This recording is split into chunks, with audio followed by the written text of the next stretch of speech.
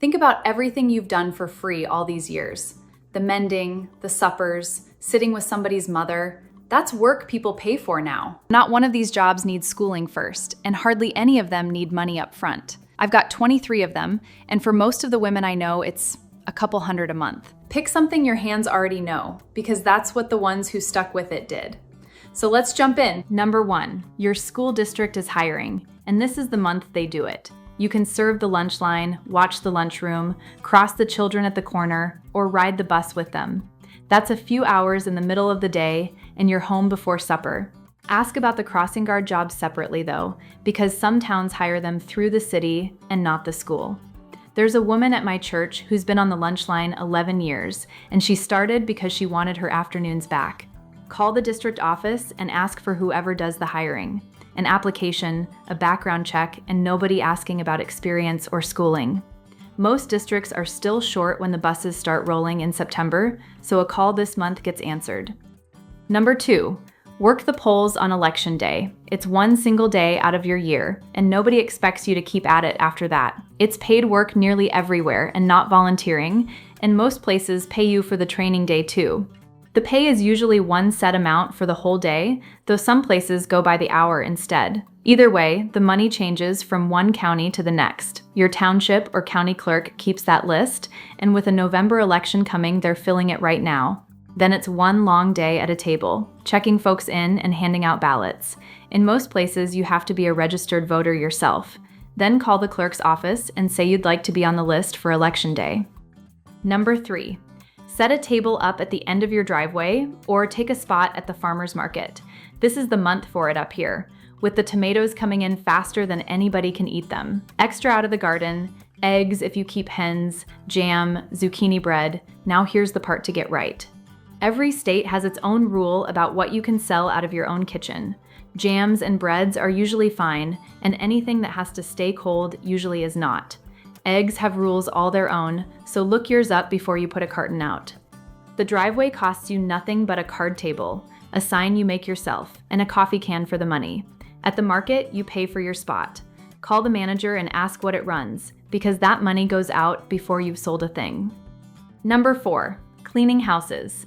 I put this one high up because it pays the best for the least fuss. It's a morning's work, and it's work you've done your whole life anyway. You don't need a company or a truck full of supplies. A woman who cleans 3 houses over by the school carries her own bucket because she'd rather use what she trusts. That bucket costs her a few dollars to fill. There's no business to set up, and it always starts the same way. One house, somebody you already know, or somebody your neighbor knows. You do that first house well, and the second one comes from her. Nobody I know has ever run an ad for it. Number 5, take in the wash. More people than you'd guess will pay to have it done and folded, and you can run theirs while your own goes. Families with a new baby, a man on his own who never learned, somebody just home from the hospital. You pick up Monday and bring it back Tuesday, folded. Ironing especially, because hardly anybody irons now, and the shirts still need it. The cleaner will charge you a few dollars just to press one shirt. Set your price by the basket and say it out loud the first day. Then there's never a hard conversation later. Number 6, mending, hems, and alterations. If you can put a hem in a pair of pants, you can do something most people can't do at all anymore. The cleaners will take your pants in and send them out to somebody, and around here they come back at $15 and up for the one hem. Every one of those hems is sewn by a woman at a machine in her own house. Zippers, a torn seam, letting a waist out, taking a dress in before a wedding. Tell the bridal shop, tell the cleaner, tell the church, and say it at the school office, because there's always a costume or a uniform. After that, the work finds you. Number 7, cook suppers for another household. Not a restaurant and not strangers. You already make a pan of something for 4 or 6, and cooking 2 pans is barely more work than cooking 1. Older folks living alone, a family with a new baby, somebody working 2 jobs. You settle on 2 or 3 suppers a week, and it goes over in a dish they hand back. Ask what they can't eat before you cook a thing, and write it down. And look up your state's rule before you cook a supper for money. Jam and bread out of your own kitchen is allowed most places, and a hot-cooked meal for pay is not covered the same way. There's a man down the road from my mother who's eaten her cooking twice a week since his wife passed, and he will not let her feed him for nothing. Number 8, bake to order. The work comes in bunches around the holidays and the big days. Pies at Thanksgiving, trays of cookies in December, a sheet cake for a graduation, rolls for a church supper. Pick 2 or 3 things you make better than anybody and be known for those. And most states do allow baked goods, so check yours once and quit worrying about it. Take your orders a couple weeks ahead and take the money when they order, not when they pick up. The ones I know who do this stop taking orders by the middle of November because they're full. Number 9, watch children for a few hours around the school day. Not a daycare, the hour before the bus and the 2 hours after, which is the exact stretch no working mother alive can cover. There's a rule sitting behind this one. Most states let you watch one family's children without a license, so call your state's licensing office before you take on a second. Get it in writing what time their mother comes for them, and keep the emergency number and anything the child can't eat on a card by your phone. Then it's your kitchen table at 4 o'clock, homework and a snack, until she pulls in the driveway. Number 10, sitting with somebody's mother. A family has a parent who can't be left alone all day, and what they need is a person in the house. This work comes out of churches and out of the family down the street. You keep her company, you fix her lunch, you play cards, you notice things. You're not there for medical care? Don't give her medicine, don't dress a wound, and don't lift her out of a chair. If she needs any of that, the family needs a home health aide, and that is a different job with training behind it. Say so straight out, and they'll think more of you for it. Have them check your references and ask for theirs. What that family is paying for is a whole day they don't spend worrying about their mother. Number 11, pets and the houses they live in. The kennels around here want $30, $40 a night for one dog, so a week away costs a family real money, and most people would much rather their animals stayed home anyway. Feeding a cat twice a day while they're gone for the week, walking a dog at noon for somebody who works in town, staying in a house that shouldn't sit empty, bringing the mail in and putting a light on at night. I've seen $20 a stop for the feeding visits. Get the vet's number on a card before they leave and ask what the animal is like with a stranger in the house. And say up front which of these you'll do, because a dog that pulls is not the same job as a cat. One thing before we go on, and then I won't bring it up again. There's more of this than ever fits in one video, so I put it all into a book over at thehannahbrooks.com. If you want it, it's there. That's all. Number 12, the errand run. There are people in every town who can't get out of the house anymore, and they still need somebody to go pick things up for them. That's the whole job. The grocery run, the pharmacy, the post office, the bank. There's a widow in town who gave up driving 2 winters ago, and a neighbor has run her errands every Tuesday morning ever since. This is the one where you do need a car you trust, then settle the money the plain way. They pay for the groceries and they pay you for the trip, and you hand over the receipt every time. That receipt is the reason this work keeps coming. Once a week for 2 or 3 people fills a morning. Number 13, yard and garden work. And I don't mean pushing a mower. The mowing gets all the attention, and it's the smallest part of it. Weeding, deadheading the flowers so they keep coming, raking, and up here that's a season all its own. Putting a garden to bed in October and getting it going again in May. A friend of mine keeps the flower beds at a couple of houses in town and has never pushed a mower, an hour or 2 at a time, and you're outside while you do it. Number 14, there's no plumber and no electrician coming out for the little jobs. Put a curtain rod up, change a furnace filter, put fresh batteries in the smoke alarms, tighten a doorknob that's gone loose, patch a screen, hang a shelf straight. There's a woman down our way who let a smoke alarm chirp in her hallway all winter because she had nobody to ask.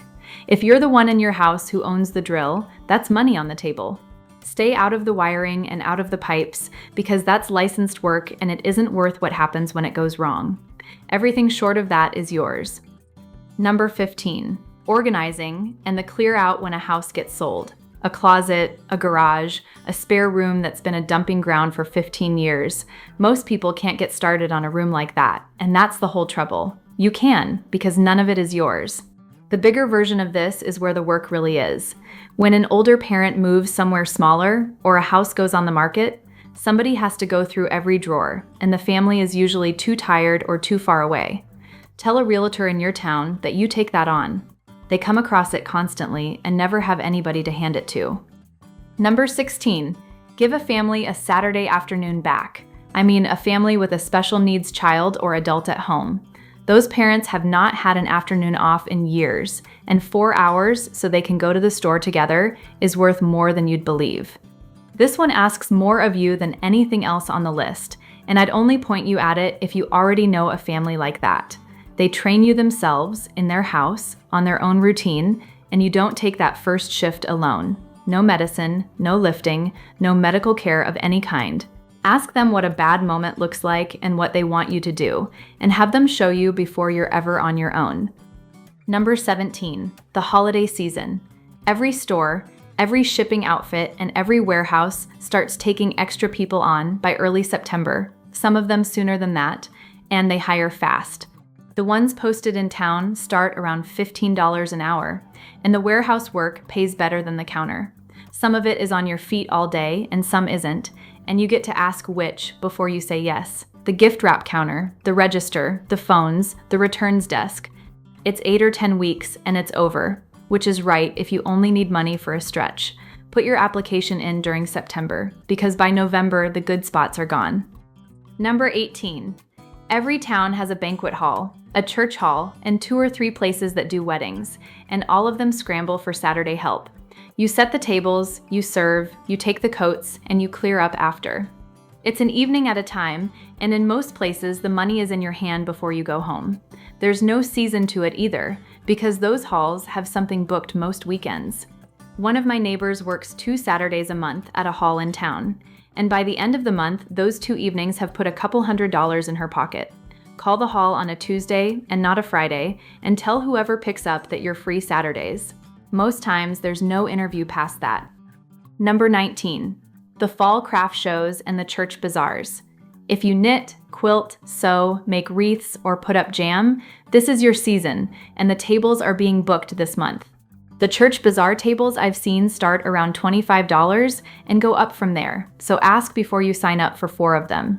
And I'll say it plain, this is a job where money goes out before any comes in, between the table and the yarn and the jars, so count that back out of your first sales. Make a few things well instead of a table with a bit of everything. Bring change, bring bags, and put a price on every item, because the ones with no price tag are the ones nobody picks up. Number 20, keep the books for a small business in your town. The fellow running a 2-truck landscaping outfit isn't behind on his work, he's behind on his paperwork, and he knows it. Somebody has to send the invoices, chase the ones nobody paid, and match the receipts to the bank statement for whoever does his taxes. Say plainly that you don't do taxes yourself. Filling out returns for pay is a separate business, and this isn't that. If you kept the books at a job once or ran a household on paper for 30 years, you can do this. A woman I went to school with keeps the books for a hardware store and a hair salon at her own table, and she gets $25, $30 an hour for it. Number 21, tutoring and reading in particular. There are children 2 grades behind in reading in every school, and what turns that around is a patient woman sitting beside one child for an hour 3 times a week. If you got your own children through school, you can do this.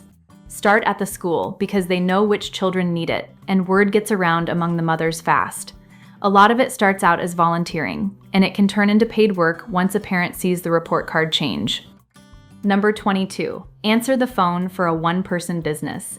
A plumber, an electrician, a fellow who does roofs. He's up a ladder all day while his phone rings 12 times, and every call he misses is a job that went to somebody else. He'd pay somebody to pick it up, take the name and the trouble, and put it on his calendar. You do that from your own kitchen. Keep a notebook with the day's calls, 1 line each, and read it back to him at the end of the day. It's a couple of hours in the morning, and the only thing to learn is how he likes his days booked. Number 23, host an exchange student. If there's a bedroom sitting empty since your children left, there are programs that place a student for a semester or a school year. Now, ask the money question first thing, because not every program pays. The volunteer ones cover the student's own costs and nothing past that. The ones that pay a monthly stipend are usually the private school programs, so find out which you're talking to first. Either way, there's a home visit, a background check on everybody in the house, and references. And every woman I've talked to who's done it says the money was never the part she wanted to tell me about. Now let me be straight with you about all of it. Not one of these is money that comes in while you sleep. Every one of them takes your time and your work, and anybody telling you different is selling you something. On the ones that pay you in hand, put a little of it aside as you go, because nobody is taking the taxes out for you. But it's the same work most of us have done for free our whole lives, and there's nothing in the world wrong with being paid for it. So there's one I've missed, I know there is. Somebody watching does a job nobody I asked ever mentioned, and I want it in the comments where we can all see it. I'll be reading. And it looks like YouTube has another one waiting up there for you, and that one saves money instead of making it. Go on and give it a look. I'll see you there.